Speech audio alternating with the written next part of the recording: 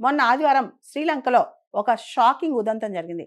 ఒక కోతి చర్యల వల్ల, ఒక కోతి అక్కడ పవర్ ట్రాన్స్‌ఫార్మర్ దగ్గర చేసిన చర్యల వల్ల మొత్తం అక్కడ పవర్ స్ట్రక్చర్ ఫెయిల్ అయిపోయింది. పవర్ గ్రిడ్ ఫెయిల్ అయిపోయింది. ఆ పక్కనే ఉన్న కోల్ బేస్డ్ పవర్ ప్లాంట్ కూడా వేరే కారణం వల్ల టెక్నికల్ ఇష్యూ వల్ల ఫెయిల్ అయిపోయింది.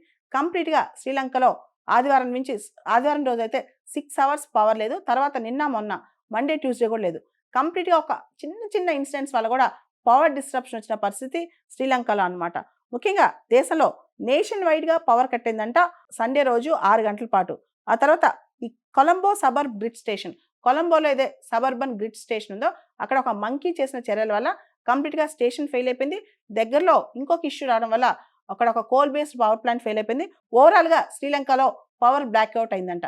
సో ఎప్పుడైనా దేశాల్లో పెద్ద పెద్ద స్ట్రక్చర్స్ ఉన్నప్పుడు, పవర్ గ్రిడ్స్ ఉన్నప్పుడు వాటిని ఎంత జాగ్రత్తగా కాపాడుకోవాలో శ్రీలంక నుంచి మనం నేర్చుకోవాలి. ఎందుకంటే వాళ్ళు శ్రీలంక అక్కడ కాపాడుకోలేకపోవడం వల్ల మొత్తం అక్కడ పవర్ స్ట్రక్చర్సే ఫెయిల్ అయ్యాయంట. 2, 3 డేస్ నుంచి వాళ్ళు ఎఫెక్ట్ అవుతున్నారు.